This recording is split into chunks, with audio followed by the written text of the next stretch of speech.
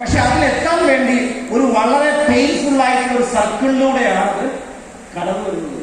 പക്ഷെ അത് മറക്കേണ്ട കണ്ടാൽ എന്ന് പറഞ്ഞതുപോലെ തന്നെയാണ് നമ്മുടെ ഈ വളർച്ചയിലേക്കുള്ള യാത്ര. ഒരുപാട് മാറ്റങ്ങൾക്ക് വേണ്ടി നമ്മൾ തയ്യാറാകുമ്പോൾ അത് ആദ്യ കാലങ്ങളിൽ വളരെ പ്രയാസകരമായി തോന്നും.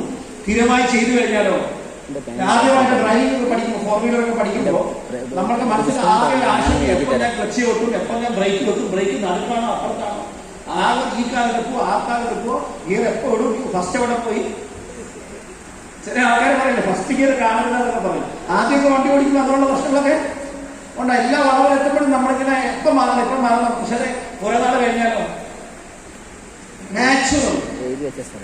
നാച്ചുറൽ ആയിട്ട് നിങ്ങൾ പോലും അറിയില്ല എങ്ങനെ വണ്ടി ഓടിക്കുന്നല്ലേ. അത് എക്സ്പേർട്ടാണ്, അനുഭവങ്ങളാണ് എന്ന് പറഞ്ഞതുപോലെ മാറ്റങ്ങളൊക്കെ വളരെ പെട്ടെന്നായിരിക്കും. അത് എടുത്തു പറയാനുള്ള കാര്യങ്ങൾ നിങ്ങൾ കൃത്യമായിട്ട് ഓർക്കുക. The day you change your responses, നമ്മുടെ പ്രവർത്തനത്തിൽ നമ്മൾ എടുക്കുന്ന ഒരു മാറ്റമല്ലോ, ഇറ്റ്സ് ദ ഡേ. അതാണ് നമ്മുടെ ജീവിതത്തിൽ മാറ്റങ്ങൾ വരാൻ പോകുന്ന തുടക്കം. അതുകൊണ്ട് ഉറച്ചു വിശ്വസിക്കാതിരുന്നാണ്, അല്ലാതെ വേറെ മാർഗമില്ല. അപ്പോൾ ഒറ്റ കാര്യമുള്ളൂ, you have to give up blaming and complaining. മറ്റുള്ളവരെ കുറ്റപ്പെടുത്തുക, പരാതി പറയുക. ഈ രണ്ട് ശീലങ്ങൾ മാറ്റാതെ ലൈഫിൽ നമ്മൾ എങ്ങും എത്താൻ പോകുന്നു. ആരെയാണ് നമ്മൾ ബ്ലെയിം ചെയ്യുന്നത്? ഇപ്പൊ ചില ആൾക്കാർക്ക് വേണമെങ്കിൽ പറയൂ, സാറേ ഞാൻ കുറെ നേരം ക്യൂ നിന്നിട്ട് ബിരിയാണി കിട്ടിയെന്ന് പറയാം. വേണമെങ്കിൽ പറയും. ഇത് ആരുടെ ബിസിനസ്സാണ്? നമ്മുടെ ബിസിനസ്സാണ്.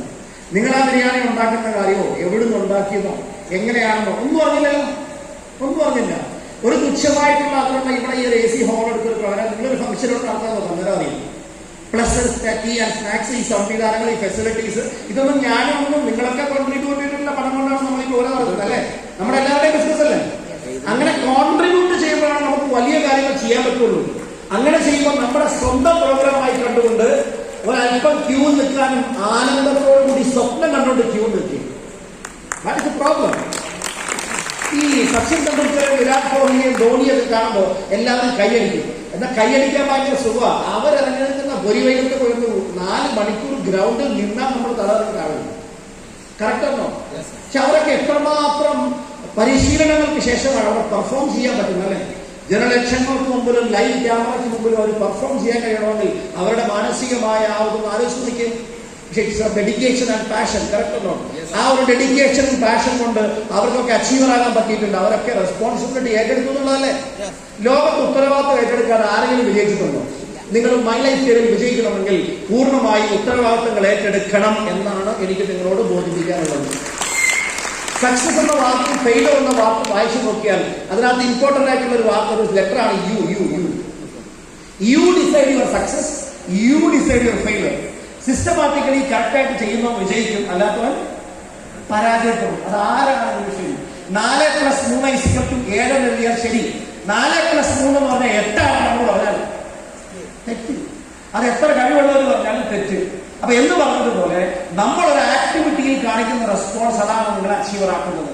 നിങ്ങൾ ഒരു ബിസിനസ്സുകാരന്റെ, കോടികൾ സമ്പാദിക്കുന്ന, മാസം വരുമാനം വാങ്ങുന്ന ഒരു ബിസിനസ്സുകാരന്റെ മനോഭാവത്തോടുകൂടിയും കമ്മിറ്റ്മെന്റോടുകൂടിയും അർപ്പണ ബോധത്തോടുകൂടിയും പാഷനോടുകൂടിയും അഥവാ അഭിനിവേശം അതിനോടുകൂടിയും ഈ ബിസിനസ് ചെയ്താൽ ഞാൻ ഉറപ്പു നൽകാം, എനിക്ക് നിങ്ങൾക്ക് നാളെ കോടികൾ വരുമാനം വാങ്ങിക്കാൻ സാധിക്കും.